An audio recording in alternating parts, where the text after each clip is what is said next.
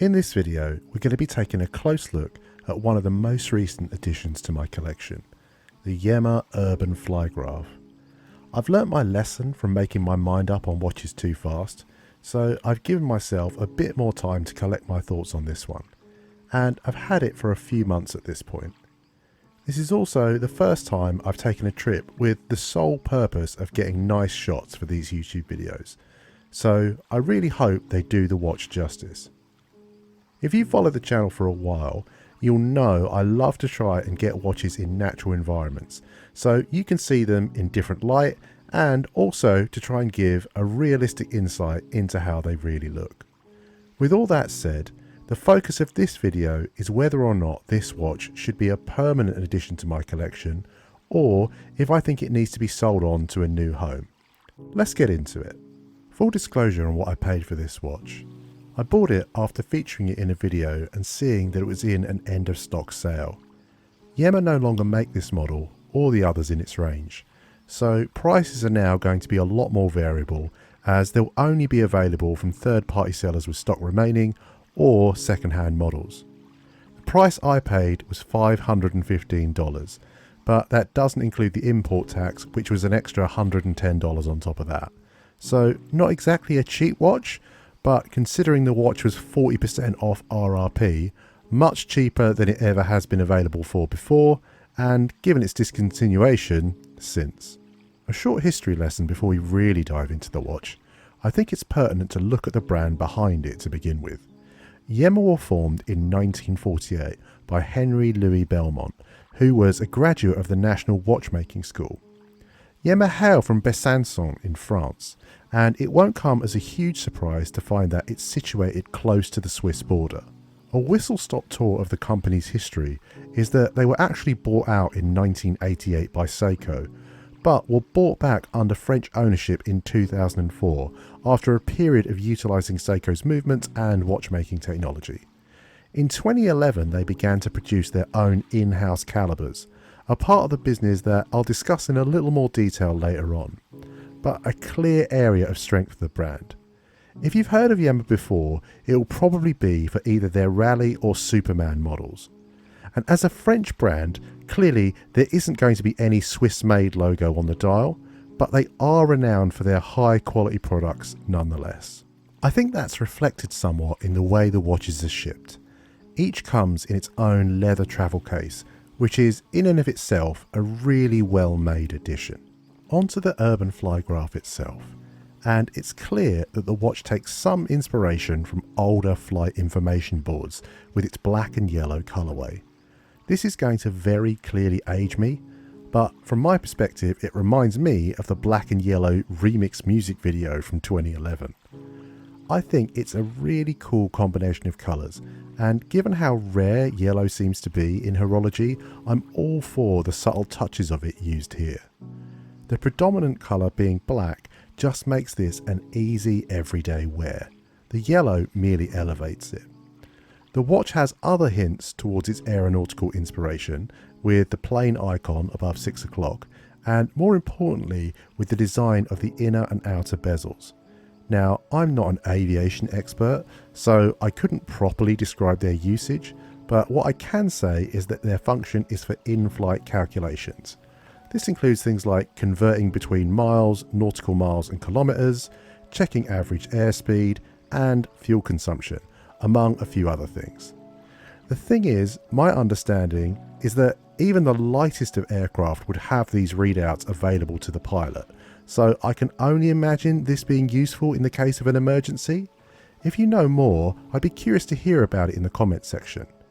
One thing I would add is that the bezel has a slide action to it, so if you look this watch up online you will find a fair few images where it's no longer lining up properly, and I dare say there are a few examples in this video too, despite my best efforts. The other real draw for me with the watch is its angularity. The angles aren't necessarily sharp because most have beveled edges, but the overall appearance of the case has a lot of flat surfaces to it. This is mirrored by the bracelet. Each link is comprised of 9 components, all with flat surfaces, but alternating in finish between brushed and polished. The end result of all of this is a design that looks fairly unique, also utilising an uncommon colourway, totaling to an attractive end product, at least in my opinion. I would just quickly add that while very solid and reassuring, the clasp is perhaps the one element of the watch that doesn't quite match with the rest of the aesthetic perfectly. While Yema may have been around since 1948, in recent horological terms they are most famous for their manufacturer-grade calibers. The futuristic look of these really helps to hammer home the extensive amount of research and development that has gone into these movements in recent years. They are not only incredibly precise and accurate, they are also arguably the most beautiful part of the watches. And that is not to say that the aesthetics of the case, dials or bracelets are bad. Far from it.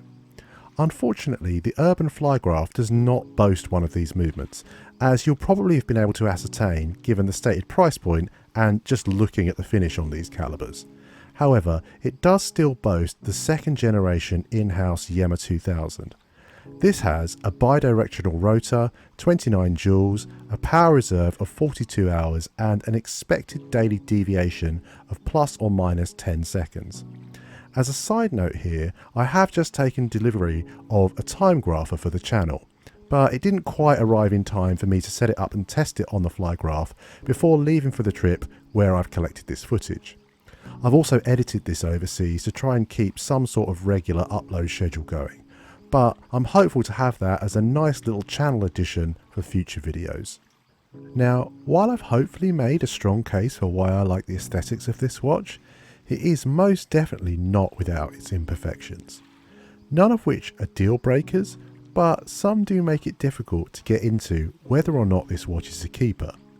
Let's dive into the issues and pick them apart. We'll start with use case scenario. I like the aviation theme of the watch. I think it gives it a bit of a unique style and design. I also think it's cool that in an emergency there is some potential life-saving functionality to be had here. However, as I'm not a pilot, for me, really, the bezels aren't much more than window dressing. As a watch, it doesn't really have a unique use case in my collection to make it stand out from the rest. Travel would make the most sense given the theme, but without GMT functionality, it doesn't really stand out there. What it does have going for it is a unique colourway within my collection, and I do wear a lot of black, so black dial models see a fair bit of wear, but is that enough? Time will tell. Then there are the dimensions. On paper, they aren't too bad from my perspective. The diameter of the watch is 39mm with a thickness of 11.7. The issue is the lug to lug. You'll find it listed at 47mm, but that doesn't paint the true story.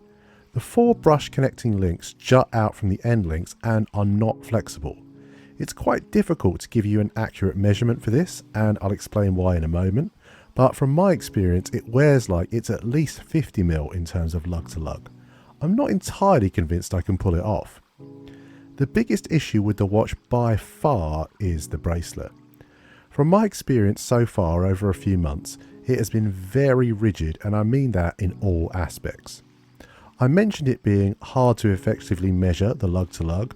Well, because the bracelet is so stiff, I don't really know where to measure it from, as it's not just the static connecting links, but the link they are connected to that don't always conform to your wrist shape. Another side effect of this rigidity is that it makes the watch feel more top heavy than it actually is, as you'll often get it holding the weight of the watch for a moment as your wrist moves, then giving way under strain, rather than moving naturally. The other issue with the bracelet is adjusting it. I'm sure you can appreciate from the number of videos I've got on my channel at this point, I'm not exactly new to adjusting a watch bracelet. This was, without exception, the most difficult to work with I've ever experienced. In total, it took me nearly 2 hours to properly adjust, and that was actually split over 2 separate sessions, as I had to buy a more heavy-duty adjustment tool just to get the job done. I think both of these issues can quite easily be explained by how complex the bracelet itself is. I've not seen very many like it. It has more components in it than something like a beads of rice bracelet. I should say I am a fan of the aesthetic it creates. I'm not bashing it. I did buy it after all. But my goodness, that added complexity has made for a very rigid and difficult to work with end product.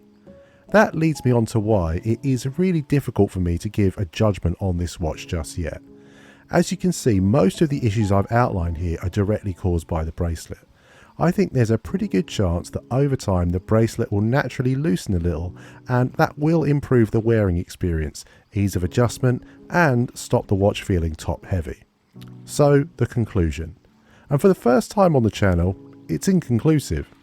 I've owned the watch for long enough to give my detailed thoughts on it, but perhaps not long enough to fully wear it in.